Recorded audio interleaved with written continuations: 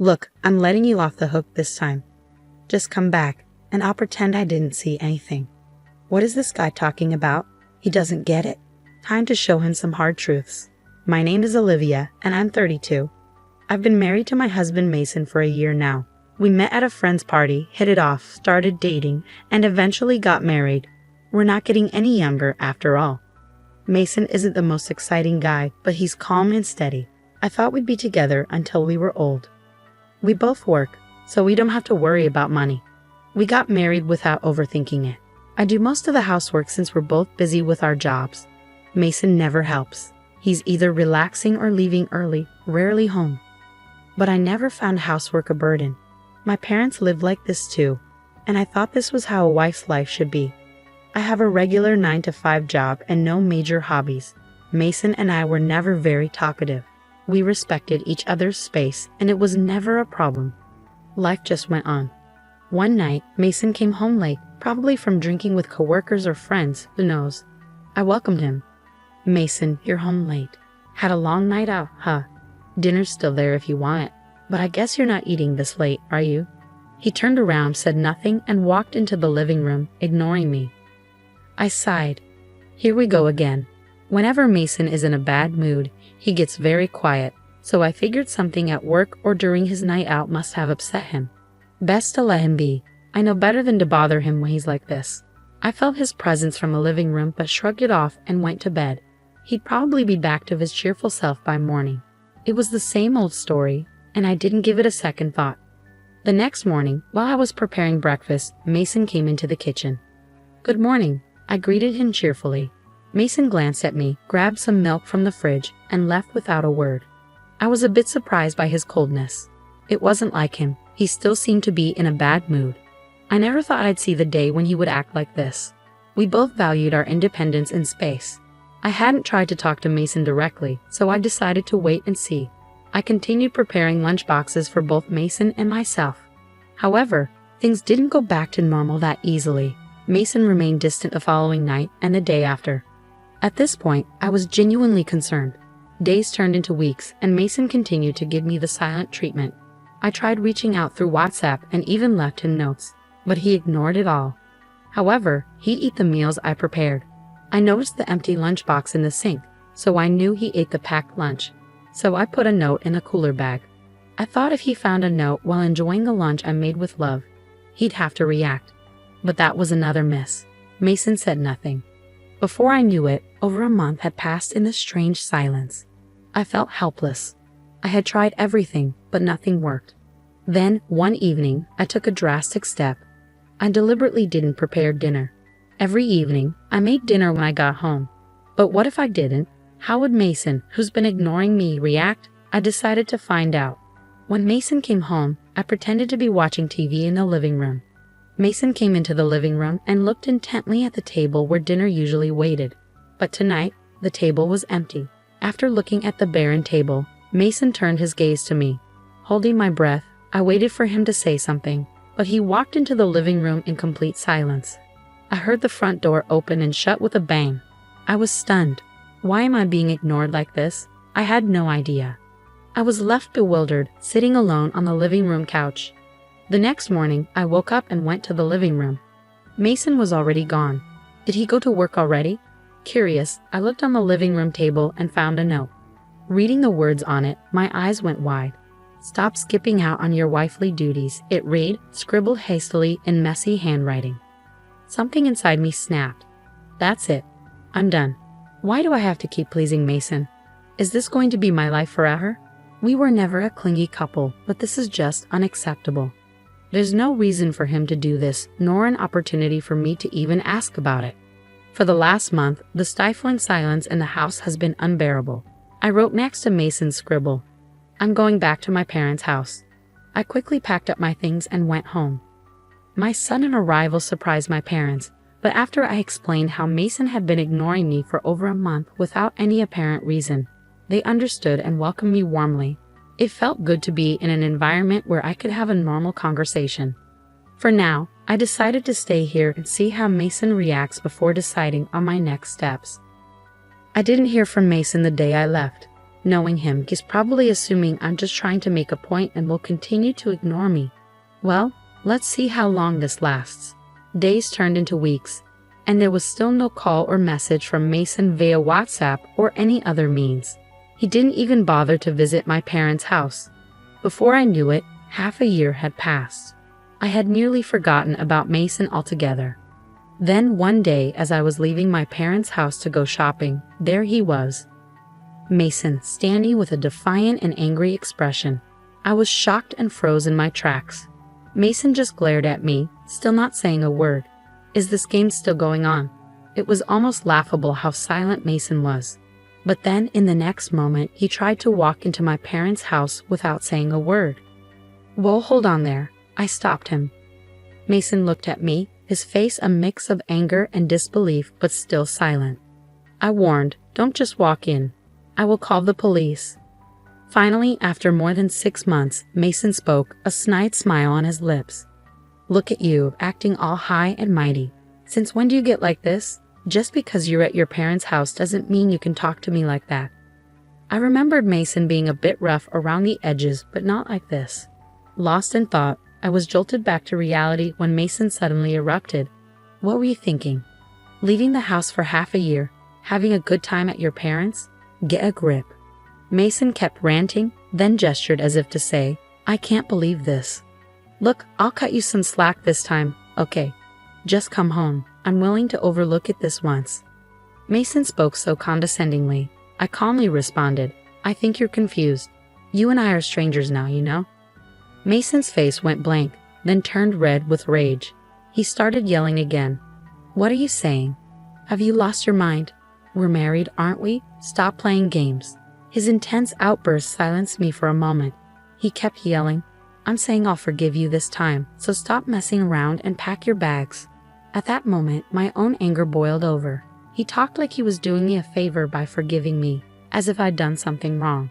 That infuriated me even more. Moreover, it seemed Mason had no clue what had happened in the last 6 months. Finally, I snapped at Mason, who was still yelling.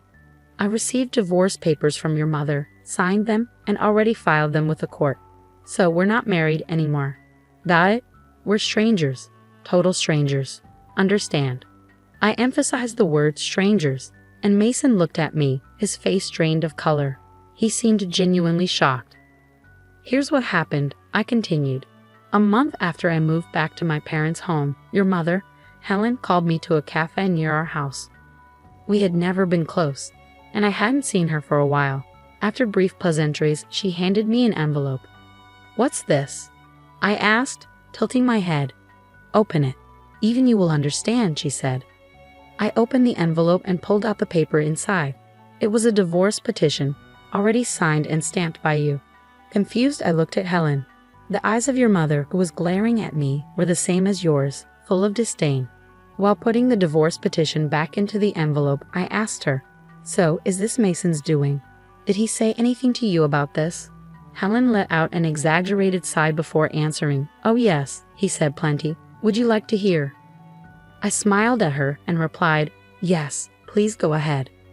She launched into her story. According to her, Mason had been badmouthing me for a while now, saying that I was a useless and incompetent wife who stopped doing any housework after we got married, that I quit my job and lazed around at home all day, and that whenever something didn't go my way, I would run back to my parents and act like a spoiled child. Helen's eyes never left mine as she spoke, and it was clear she believed every word of Mason's lies. There was no point in arguing with her, I thought. When she was done talking, Helen finally asked, So what are you going to do? Not that I want to meddle, but you're being pretty awful, you know. By the time I walked out of that cafe, my mind was made up. I smiled and told her, if he wants a divorce, then that's what he'll get. Helen glared at me one last time, slapped some money on the table for her share, and walked out of the cafe. I went straight to my parents' house, signed the divorce papers, and submitted them to the court the very next day. While I was explaining all of this, Mason's face turned increasingly pale. It seemed he hadn't been informed by Helen at all. But honestly, I didn't care. After all, I had already trusted Helen with the signed divorce papers. Mason must have had the same idea in mind, I figured. Once I finished telling my side, Mason blurted out in a panic, "No, you've got it all wrong. I only filled out those divorce papers to keep my mom off my back. I never intended to submit them. They're invalid." Panicked or just confused, he started making no sense. "Besides, you're the one who will suffer if we divorce. So let's go to the court right now and have them withdrawn." I gave Mason a cold stare, then tilted my head. Why would it be a problem for me if we got divorced? Mason suddenly grinned as if he had won. "Think about your age. At your age with a divorce history, no one will want you. That's why I'm saying I'll take you back. This is for your benefit. You get it? I'm saying we can pretend the divorce never happened and you should be happy," Mason said, his arrogance and delusional thinking palpable. I couldn't help but roll my eyes. "Listen, we're not kids. A divorce doesn't just get erased. And for the record, I'm already married to someone else." Mason's jaw dropped and he went silent. "What? Really? Do you want me to repeat myself? I'm married to someone else." Mason, who had a look of disbelief, suddenly started making a fuss. "That's a lie. You're just trying to look good, aren't you? You're making up stories to get me to go away, aren't you? You're really making a fool out of me. You know that such lies won't work." As I was wondering how to explain to this idiot, a presence came from behind me, and a man appeared at the entrance. The man looked at me and Mason alternately, looking confused. Mason, for his part, was surprised to see a stranger coming out of my parents' home and fell silent. When I looked at the man, he tilted his head and asked, "Is something wrong?" Feeling awkward, I smiled and turned to Mason. "This is my husband, Noah." Noah greeted Mason with a slight, skeptical nod. Mason took a step back and looked up at Noah. It made sense. Noah was a former national rugby player with an imposing physique. Overwhelmed by Noah's appearance, Mason suddenly started to make excuses. No, you've got it all wrong. My old boss told me you've been married for about a year now, and your wife might start to get a little uncomfortable. Better put her in her place," he said. So I did, and guess what? Turns out he got dumped by his wife and kids. What a fool, right? I was just doing what he told me to do. I never wanted to do any of that stuff. You understand, right, Olivia? I looked at Mason with a gaze filled with disgust, fed up with his pathetic excuses. Mason looked puzzled, maybe because my reaction wasn't what he expected. Then Noah spoke up. "Sorry, but could you leave immediately and never come back here? If you approach Olivia again, I'll call the police." As he said this, Noah firmly pushed Mason out of the doorway. Intimidated by Noah's force and determination, Mason fled the scene. For a while, we both remained wary, concerned that Mason might harbor a grudge and do something irrational. But days turned into weeks, and we never heard from him again. One day, curiosity got the best of me, and I reached out to a mutual friend to inquire about Mason. We began by catching up on casual topics, but when I asked about Mason, our friend sighed and filled me in. Surprisingly, Mason quit his job just a few days after showing up at your parents' house. The reason? Turns out Mason was always in agreement with his boss, whom he trusted when the boss harassed subordinates at work. It became a big issue in the company. As a result, the boss was resigned. Resigned being a euphemism, he was basically demoted to some remote mountainous area I'd never heard of. Apparently, Mason was expected to be transferred as well, but he quit out of pride. According to our friend, he's still jobless.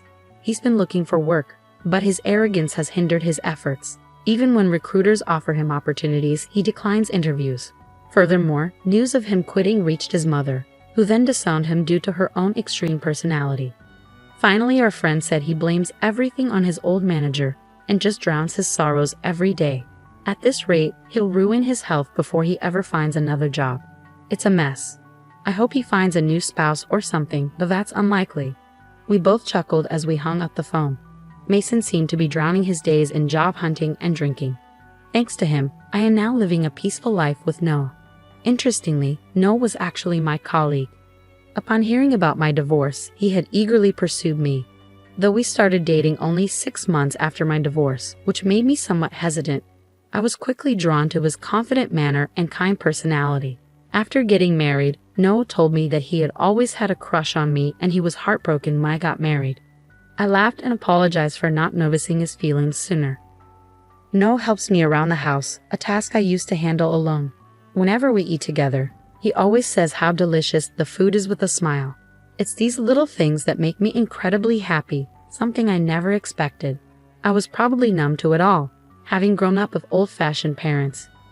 Now I am living a sparkling married life with Noah, who always delights in even the most ordinary things. I'm convinced that with him, I'll have a happy life all the way through our golden years. And so I am certain.